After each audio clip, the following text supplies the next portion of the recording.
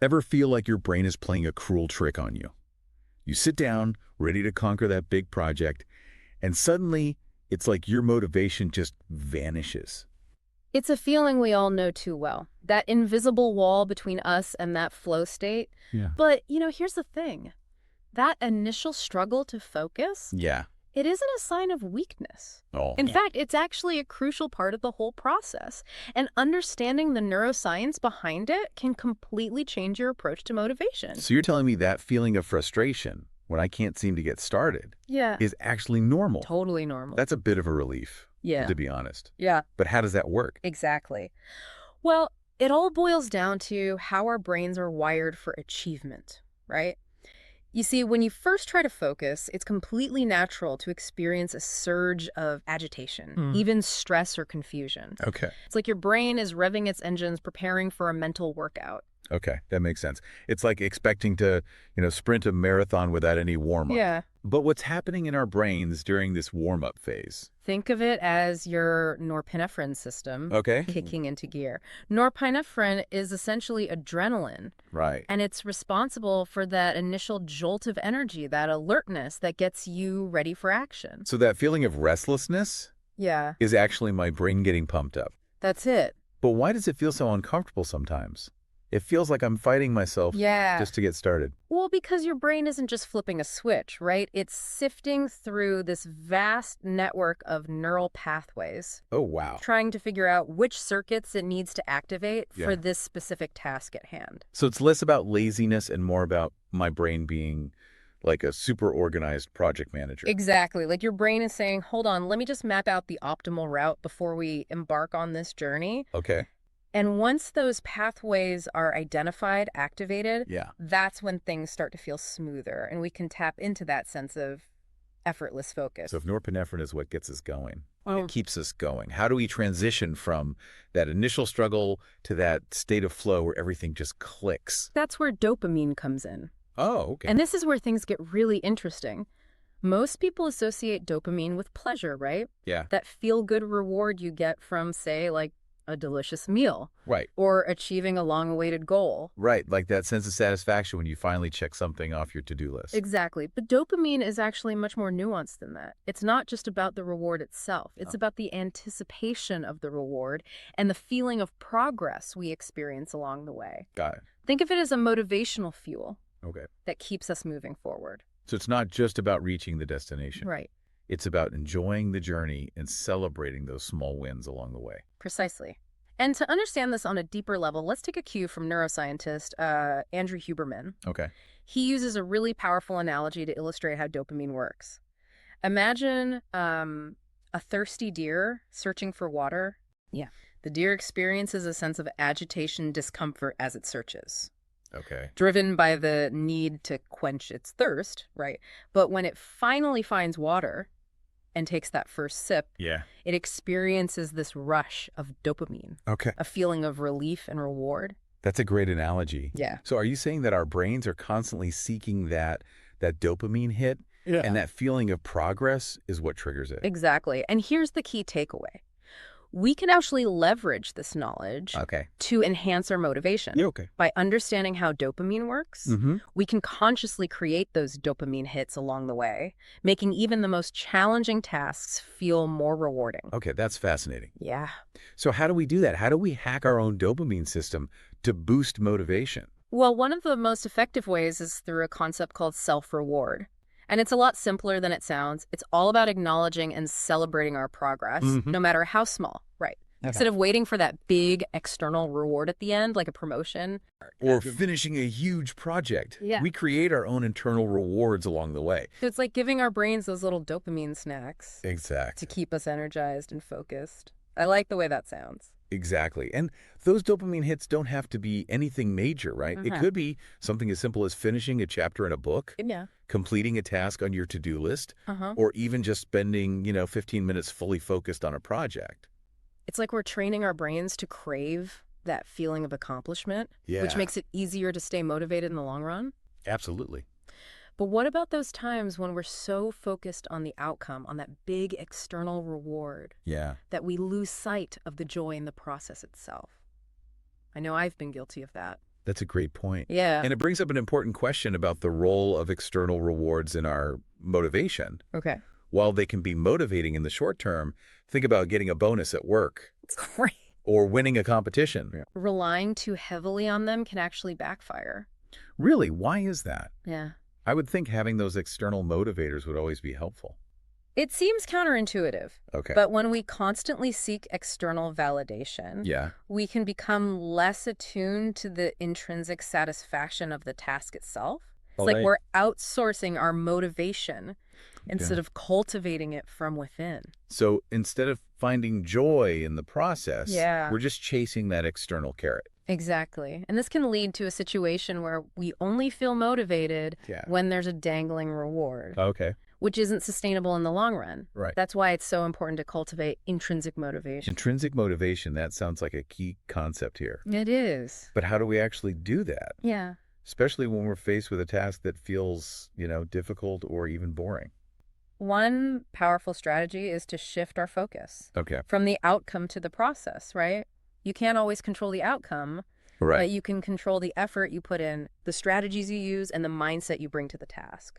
So it's about reframing our thinking from, will I succeed, Yeah, to how can I make this process as engaging and enjoyable as possible? exactly. And when we approach tasks with that mindset, Yeah. we tap into a much deeper well of motivation Okay. that's not dependent on external factors. Yeah, I'm starting to see how this all fits together. Okay. But are there any other practical strategies Oh, yeah. we can use to cultivate that intrinsic motivation? Absolutely. One technique that can be incredibly powerful is visualization.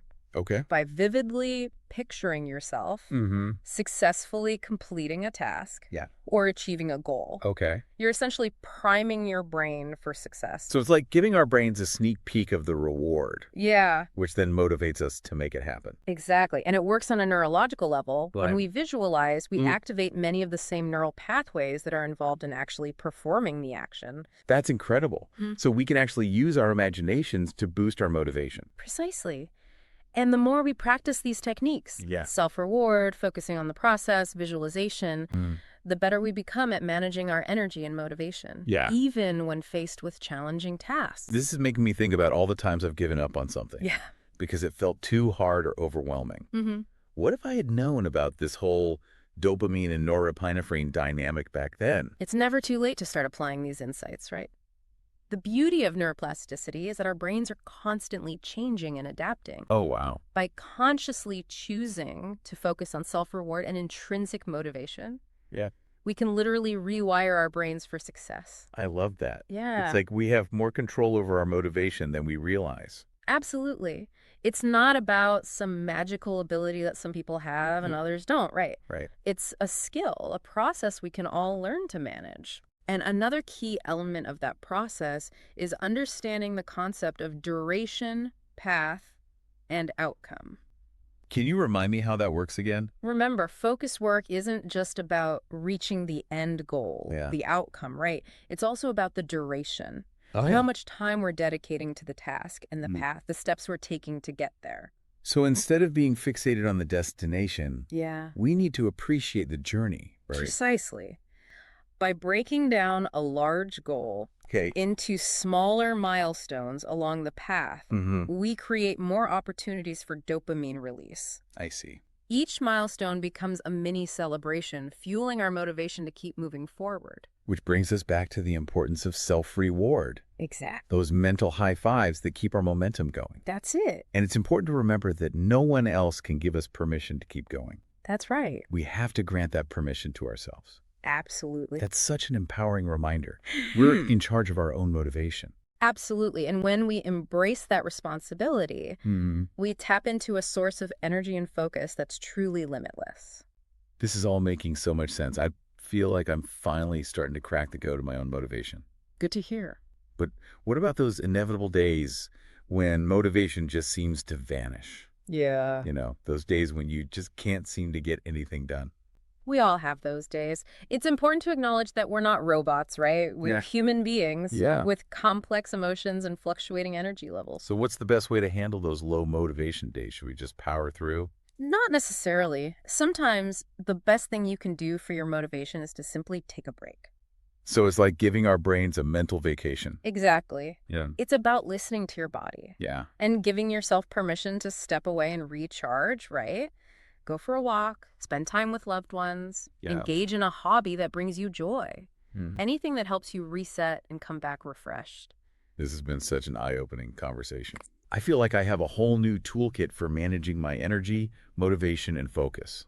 I'm glad to hear that. Right. And remember, it's all about experimentation. Yeah. Try out these different strategies, see what works for you, Okay. adapt them to fit your own unique needs and goals, right? There's Yeah. no one-size-fits-all approach to motivation. It's like we're on this exciting journey of self-discovery, learning how to harness the incredible power of our brains. It is. It is. Yeah. And, the more we understand about how our brains work, Mm-hmm. the more effectively we can use them to achieve our goals Right. and live fulfilling lives. Yeah. And a big part of that is creating an environment that actually supports those goals. Okay, that makes sense. So what are some practical tips Yeah. for creating a focus-friendly environment? One of the most important things you can do is minimize distractions. Okay. That might mean silencing notifications, Yeah. putting your phone in another room, Mm-hmm. or even just like decluttering your workspace. It's like creating a mental sanctuary. Yes. Where you can focus without constantly being pulled in different directions. Exactly. And it's not just about external distractions. Right.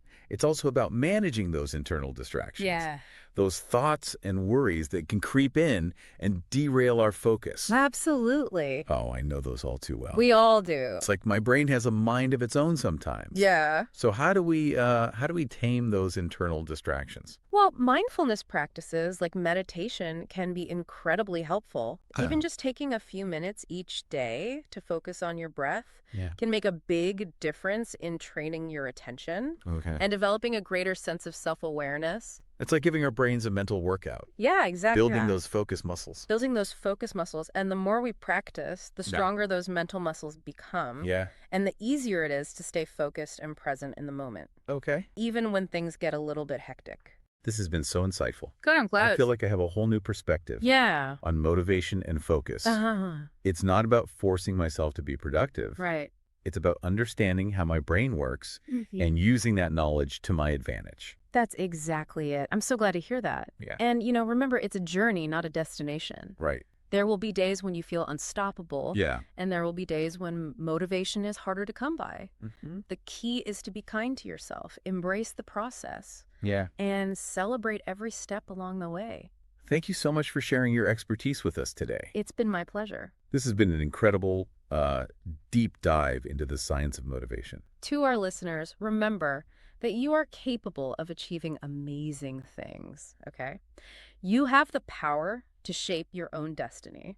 Trust yourself, embrace the journey, and never stop exploring the incredible potential that lies within you. That's inspiring. And if you enjoyed this exploration of the science of motivation and focus, be sure to check out our other videos on topics ranging from productivity hacks to the power of mindset. Yes. And don't forget to subscribe to our channel for more insightful content delivered straight to your feed.